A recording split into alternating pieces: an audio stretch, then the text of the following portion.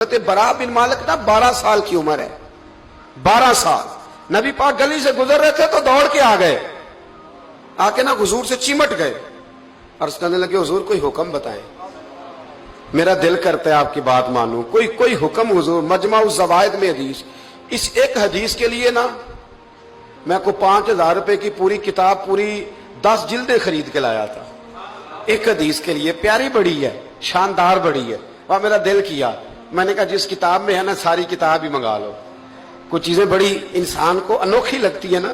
حضرت برا بن مالک رضی اللہ، چھوٹی سی عمر ہے، حضور سے لپٹ گئے تو حضور نے فرمایا بیٹے کیا ہوا؟ عرض کرنے لگے حضور کوئی حکم بتائے، میرا بھی دل کرتا ہے عمل کروں۔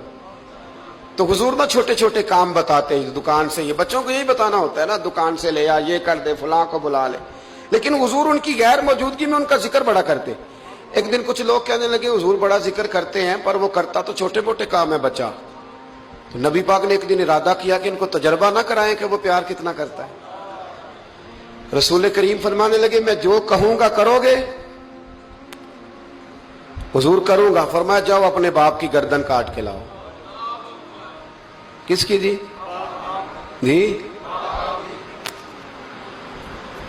بات تو محبت کی ہو رہی ہے، کڑوی سی بات نہ کر لوں، کڑوی سی رہنے دیتے، آپ کا پروگرام نہیں تو چھوڑ دیتے، آگے بڑھ جائے، ذرا کڑوی سی ہے، کر لوں جی، بولیے۔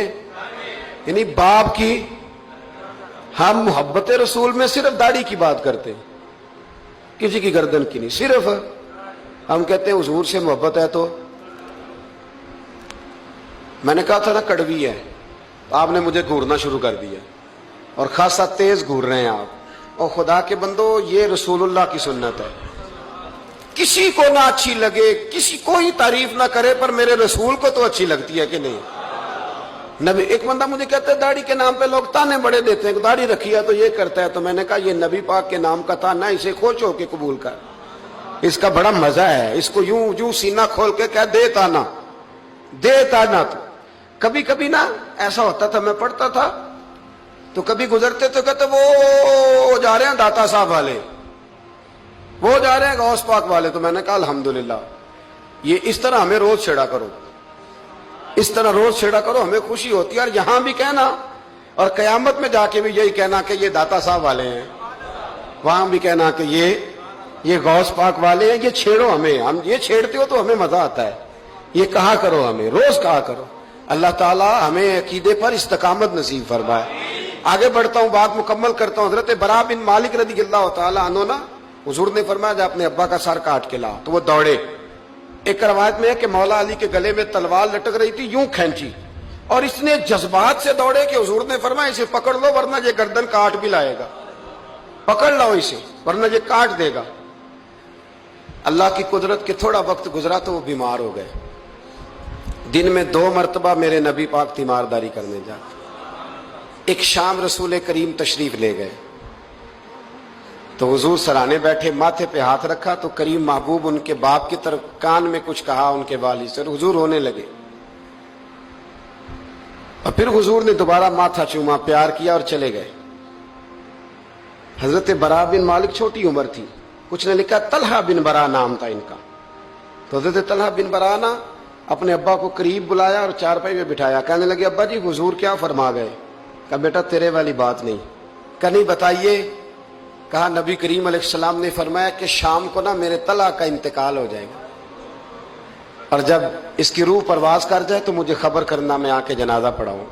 ٹھنڈ بڑی تھی، مدینے میں ٹھنڈ بڑی تھی۔ حضرت طلحہ نے نا اپنے باپ کا ہاتھ پکڑا اور اپنے سینے پہ رکھا، کہنے لگے ابا حضور تو جو فرما گئے پر میری وصیت یاد رکھنا، نبی پاک کے دین کا قانون یہ ہے کہ جب کوئی انتقال کر جائے تو جلدی دفن کرو، اس طرح کرنا رات کا وقت ہوگا، جب میرا انتقال ہوگا تو فوراً غسل دے کے نا دفن کر دینا، نبی پاک کو خبر نہ کرنا، نہ بتانا۔ عمر دیکھو اور بات دیکھو، کہ حضور کو کیوں نہیں بتانا، حضور خود فرما کے گئے ہیں۔ تو کہنے لگے رات کا وقت ہوگا تو جن گلیوں سے حضور نے گزر کے آنا ہے نا وہ یہودیوں کے محلے ہیں، ایسا نہ ہو کہ میرے جنازے کی وجہ سے کوئی یہودی میرے نبی کو تکلیف دے دے، میرے جنازے کی وجہ سے، جنازے کی وجہ۔ یہاں کہتے ہیں حضرت صاحب مجھے بڑا پیار ہے آپ سے پر میرے گھر ضرور پہنچے، جیسے مرے یا جیے، वहां शाम को आपको पहुंचना पड़ेगा। मेरे रसूल करीम अलैहिस्सलाम के गुलामों ने देखो अंदाज़े मोहब्बत क्या बयान फरमाया। कहा नबी पाक को तकलीफ ना हो मेरी वजह से, मेरा जनाजा खुद ही पढ़ के मुझे दफन कर देना। उनका इंतकाल हो गया, रात को दफन कर दिया, सुबह हुजूर तशरीफ लाए। वो महबूब जिन्हें अल्लाह ने गैब के खजानों की कुंजियां अता फरमाई, फरमाया बताया क्यों नहीं, मुझे बताते, मैं खुद जनाजा पढ़ता, मैं खुद ना कबर मेरी ते मेरे अपीरा जे कर पावे फेरा, कबर दे अंदरों हड्डियां उठ के मुजरा कर सन तेरा।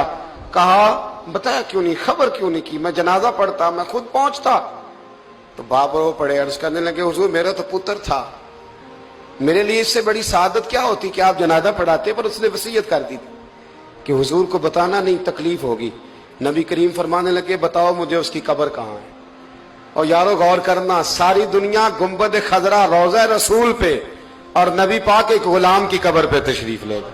खुद नबी करीम गए और आज हुजूर ने दुआ अनोखी फरमाई, फरमाया ऐ अल्लाह जब मेरा तलहा तुझसे मिले ना तो जरा इससे मुस्कुरा के बात करना जो तेरी शान के लायक। रसूलुल्लाह की मोहब्बत, नबी पाक की गुलामी, रसूलुल्लाह का प्यार। आला हजरत कहते हैं जान है इश्क मुस्तफा, रोज फुजू करे खुदा। ओ भाइयों जिसको हो दर्द का मजा वो नाजे दवा उठाए क्यों। और आला हजरत फरमाते हैं जलना तो है, कोई दौलत के लिए जलता है, कोई शोहरत के लिए जलता है, कोई इख्तदार के लिए जलता है। फरमाने लगे ए इश्क तेरे सदके जलने से छुटे सस्ते, जो आग बुझा देगी वो आग लगाई है, जो सारी आग बुझा देगी वो